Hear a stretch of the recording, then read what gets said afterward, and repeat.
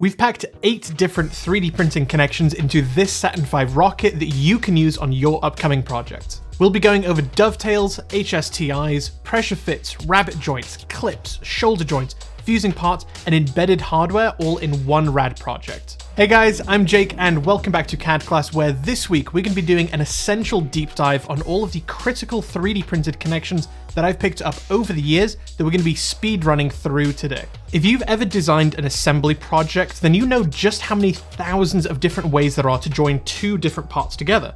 Some of them really fiddly and some of them easy as cake. You can think of it like any other discipline of making. If you're a woodworker, then you know just how many ways there are to join 2 pieces of wood together. Some joints are easy to assemble, some joints are all about the strength, and some are just there to look pretty. They all have pros and cons to them, but knowing when and which one to use for the job is really the skill at hand. And the same thing applies to the world of 3D printing. How do I join these 2 pieces together, and which joints do I use? We're going to jump right into this project, but if you want to design a CAD beginner-friendly version of this project, then you can check out the Saturn V rocket project in our book in Chapter 0. You can grab the Amazon link to the book in the description below, and as always, we give away the entire book for free on our website at CADclass.org. And because this project is in the first week of our corresponding video course, then you can watch the entire thing completely for free right now. Alright, back to the rocket. I actually got to go and see the original Saturn V rocket in Houston, Texas at the NASA Museum a couple years ago, and it was absolutely fantastic. If you're ever in the area, I highly recommend spending the day there to let out your inner space nerd child. And definitely check out the fantastically American NASA astronaut McDonald's. Now, starting from the base of our rocket with our first 3D printing joining technique, we have our 5 thrusters with their very iconic shape made in 180th scale size. Because these parts have a very small cavity on the inside, they are the perfect place to actually screw into the rest of our cavity using a small bolt. Now, if you want a really strong connection between your 3D printed parts, then there's really 2 main ways that you can go about it. You can either model a hole to be slightly smaller than the diameter of the bolt, so as you screw the bolt in, it actually carves its own threads. Or you can melt in a heat set threaded insert. HSTIs, or heat set threaded inserts, are some of my favorite hardware to use in my 3D printed projects. They're little brass female threads that have a knurled outer surface that you can melt into a print with a soldering iron. Let the plastic cool, and it hardens around the knurl to give you a solid metal thread that doesn't weaken as you screw bolts in and out. They come in lots of different sizes, but they're incredibly cheap and are a must-have in your 3D printing toolcase. Next up is the mechanism that joins the white and black parts of this print, dovetails. Dovetails are a really classic woodworking joint that has a wedge in 2 different dimensions, so it's really easy to assemble in one direction, but impossible to take apart in the other direction. And when I say it's a classic woodworking joint, I mean it. Here's a picture of a dovetail joint of a wooden box from ancient Egypt currently residing in the Louvre in Paris. And here's me in the Louvre popping a wheelie next to some priceless artworks when I snap my leg. Back to the CAD, this is a fairly easy joint to design. Make this symmetrically angled sketch and use it as the shape to cut your part into 2 pieces, and then add an offset to the faces to allow the parts to slide into each other nice and neatly. You can do this natively in Prusa Slicer with their dovetail tool, but unfortunately that only works on planar objects. If you have a curved surface like we do in this part, then it really won't work and you have to do it in CAD. As you can see here, we needed it on a curved face, so all of the radial lines are now curves. Because of the increased amount of surface area on this joint, the fit can actually be a little fiddly. After a first test print, I could see that this was going to be way too tight, and if I tried to force it, I would just end up breaking my 3D prints. So I increased the tolerance just a little bit and it fit perfectly. I added some glue and held the fins together with some bulldog clips while it set, and this part was looking great. Next up, to join the USA letters into the body of the rocket, we're going to be using what's sometimes called a defect in 3D prints, but use it to our advantage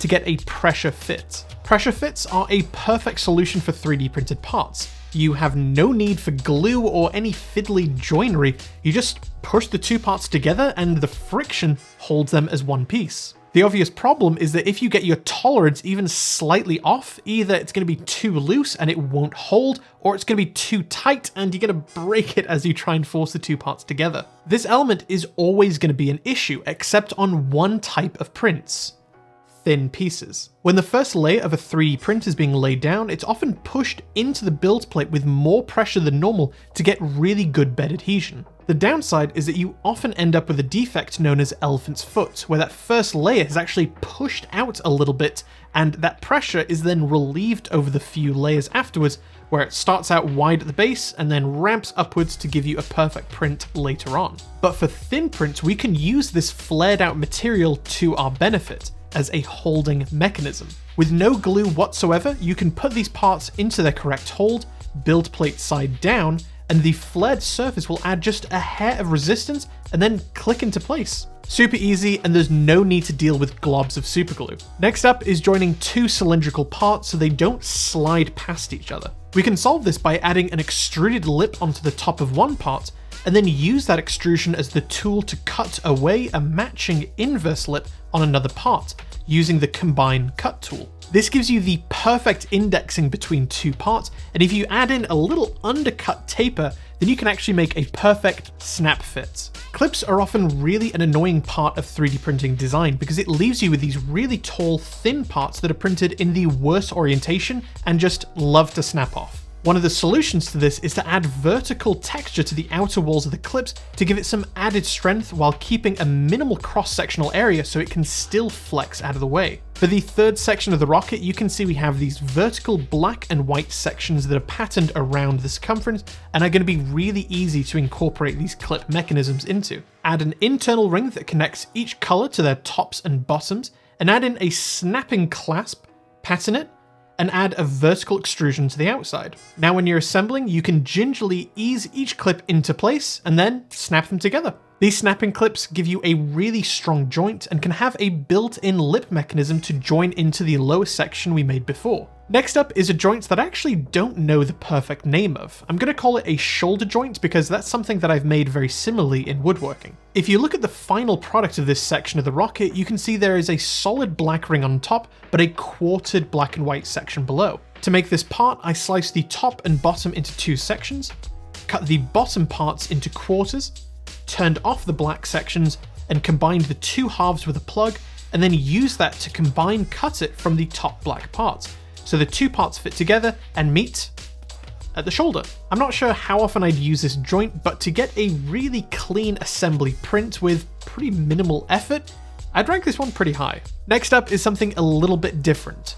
Fusing layers. The top section of this rocket is essentially just a series of white, black, and silver cylinders, and I could make all of those parts individually if I wanted to, but where's the skill in that? Instead, I'm going to be using the slicer program to pause the print at that transition point, swap out the colors, and then continue the print to fuse the different colored layers together. I'm designing this part in Prusa Slicer, but this works in essentially every other slicer software I've ever used. Slice up your model and move the layer preview up until you see the start of a taper.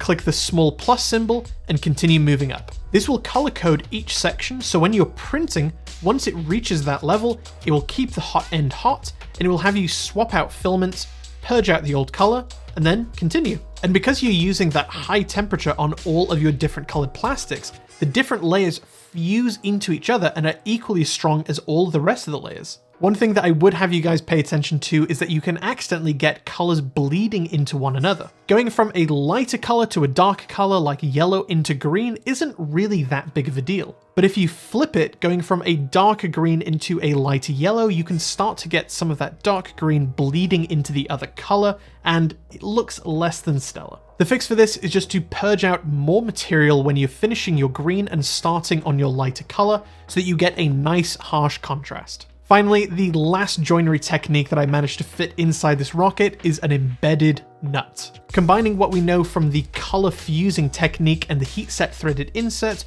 we can embed a nut into our print and print on top of it to seal it in place, and then thread that nut onto a threaded rod that runs through the entire rocket. The CAD side of this can be a little tricky for beginners, so let's go through it step by step. Measure your nut's flat to flat dimension and write that down. Sketch a polygon on a surface and use that dimension with an added 0.5mm to give it just a little bit of wiggle room. Then we want to extrude cut this profile into the body, but because we want it to be sealed in place, we can offset the starting position by setting the offset to -1mm, and then cut the nut's thickness into the body. Then in your slicer software, go through the layers until you see that the nut is covered, click the plus symbol, and print as normal. When your printer beeps, pop in the nut, click continue, and the layers will start to cover the nuts in place. All our pieces are done, and we can screw and glue it all together to leave us with a rad project that will live under my NASA logo type forever. Thank you guys so much for watching, and if you enjoyed this video, then go ahead and subscribe for more CAD, 3D printing, and making projects coming down the pipeline. If you want to learn more about CAD modeling and how to make rad 3D prints like this, then you can check out our book, Mastering Fusion 360, even though that's not the name of the program anymore, down in the description below. And as always, we give away the entire book for free on our website at CADclass.org. If you have any other awesome tips or tricks that you love to use in your 3D printing or CAD projects, then let us know down in the description below, and we may make a video about it. All right, cheers guys.